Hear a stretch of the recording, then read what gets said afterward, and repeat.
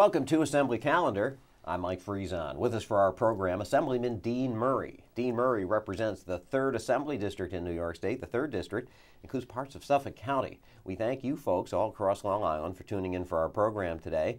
And Dean Murray, thanks for being here. Well, thank you, Mike. Appreciate it. You know, we've got still the beginning of this 2011 legislative session to acquaint our viewers with. In our last program, we saw you getting sworn in up here at the state capitol in Albany, and we talked about a little bit about our expectations of what we thought the issues were going to be during this upcoming legislative session. It all kind of pretty much boiled down to the same thing.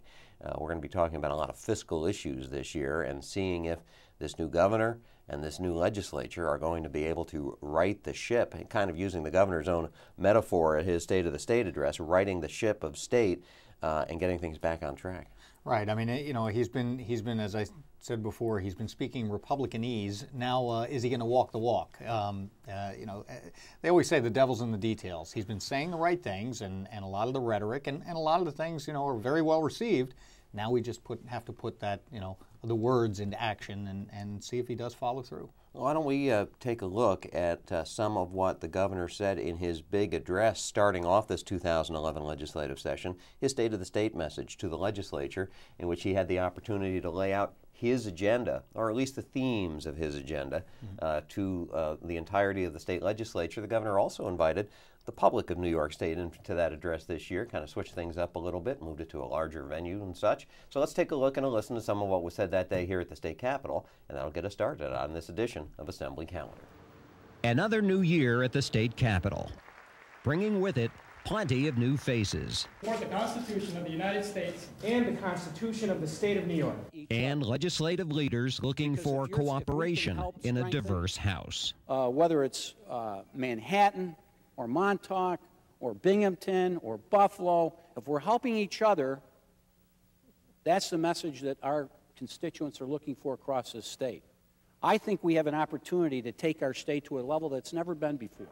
New Governor Andrew Cuomo gave his first annual State of the State message. What is the state of the state?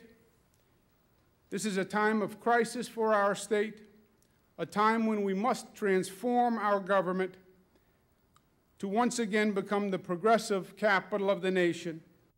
The new governor utilized a number of visuals to graphically display what's wrong with state government. Well, there were two particular points that raised my attention here, and one was when the speaker said that he would support a tax cap. That's very exciting. Now let's see it happen. The second was when the governor said that he wants to make New York more of a business-friendly state. We've been saying it all along. He said that now is the time for less rhetoric, more action. It's time for the results. Let's make it happen. The governor now prepares his first ever budget proposal. And in fact, that budget proposal will be made to the legislature really just hours from the taping of this program. Right. So we're a little bit behind the 8 ball knowing what the governor is going to be talking about. You folks, by the time you are watching this program, will have already had some indication as to the big announcements, maybe some surprises from the governor. But let's go back to a couple things. I want to talk to you a little bit about the idea of a tax cap, and that the speaker talked about it in his remarks at that State of the State address. But I was taken by what you said at the beginning of this program. The governor kind of sounding like a Republican, and you heard a little bit of that there. Right. Right. I mean, when we're talking about his fiscal approach right now, it's what the Republican Party has been saying, and we've been saying for years. Fiscal responsibility, smaller government, tightening the belt and doing more with less. This is the time, and it sounds like the governor is willing to do this and will be working together. And so it's one of those things where we always say, let's throw the letters behind the names away, get rid of the R's and D's and I's and C's and all this. Let's work together and put NY behind all the names. It's all for New York. So let's do what's best for New York instead of what's best for this party or that party. Some of the speculation on what the governor is going to be putting forth in his budget presentation: layoffs of state employees, shrinking state government. He has set up commissions on education funding, rethinking the way New York State provides its educational services. The Medicaid portion of the budget, an entire separate commission on that. A lot of governors in the state have been hesitant to even whisper about touching the Medicaid program.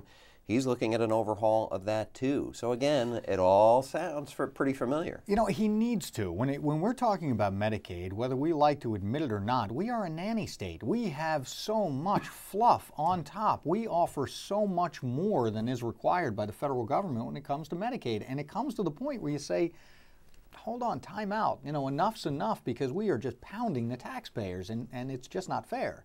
And we've got to be smart about this. We've got to tighten the belts. So, you know, again, I applaud him for, as you said, bringing it up, but we can't stop there. You know, the discussion's great. Let's move it into the action phase now. Now, I know you Long Island legislators are very particular about your education funding. You're very proud of your school districts and the things that have been accomplished there, and you're not afraid to say that, you know, it's worth spending a little bit on education.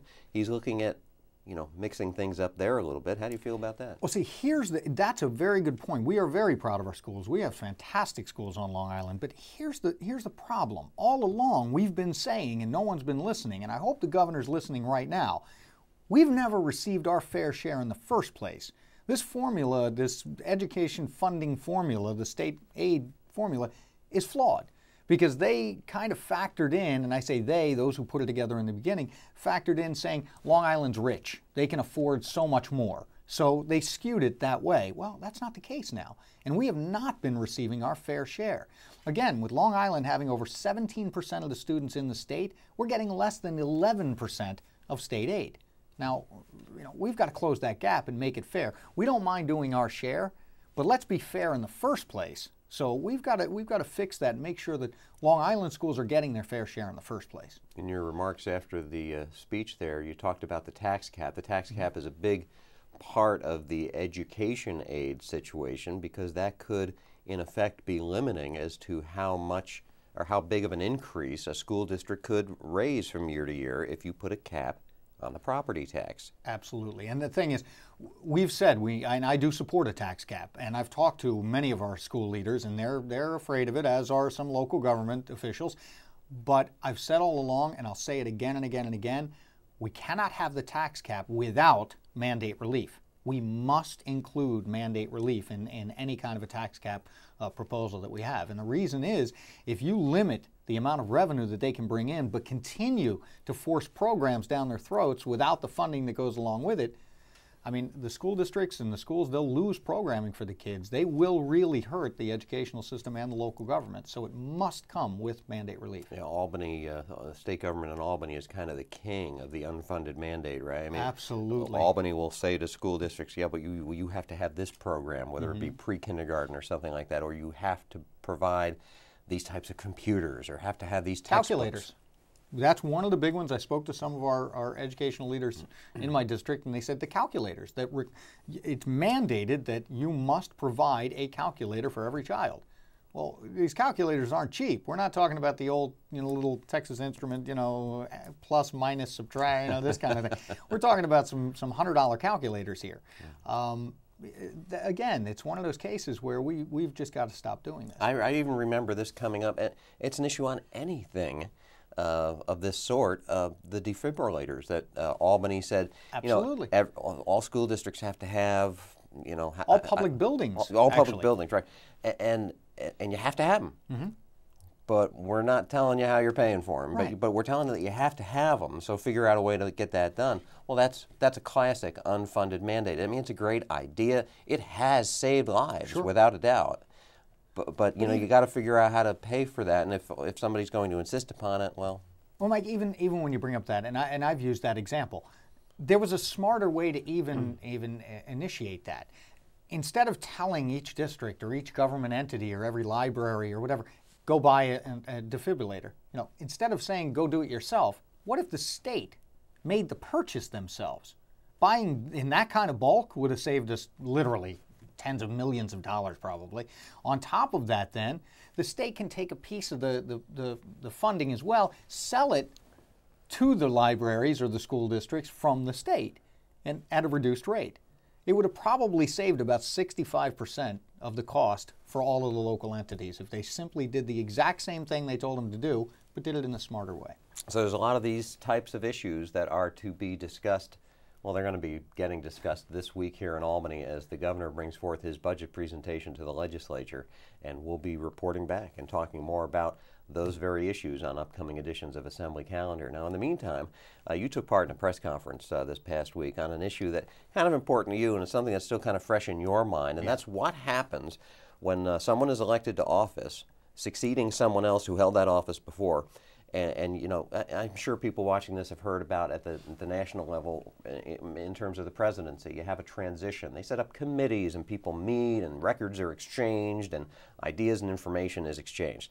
Well, that doesn't always happen at every single, and you went through that to a certain extent in your own election a couple of years ago. We went through it in a terrible way. We walked into the office and our previous assembly person there had emptied all the files, shredded files. Literally, there were shreddings all over the floor. They had all the file cabinets empty, took all of the constituent service work and paperwork and everything away. They even emptied out all the paper from the copiers and printers and everything, took out the toner cartridges, took out the drums. I mean, it was incredible. You know, if it wasn't so sad, it would almost be funny. But that's not the way to do business. That's not the way to treat the constituents. So you stood with Assemblyman Phil Boyle and some of your other colleagues from both sides of the aisle, and even both houses of the legislature, saying, you know what, if these records are destroyed, we could make that a crime here in the state of New York. And it should be. Let's go to the press conference, take a look at some of your remarks that day, and then we'll be back to talk more with Assemblyman Dean Murray.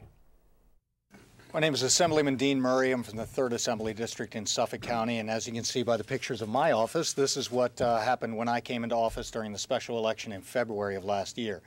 I mean, it got to the point of ridiculous.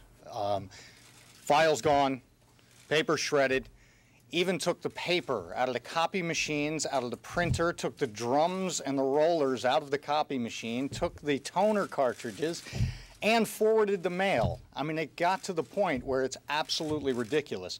Not only did we have individual constituents who then suffered, but we also there were pending grants and things of that nature out there that groups were expecting money or things coming through. We couldn't find anything. So, I mean, it just slows everything down. We hear the voters have spoken and said, work together. We want good government. That's not good government. Hopefully this bill will help to bring good government. Thank you.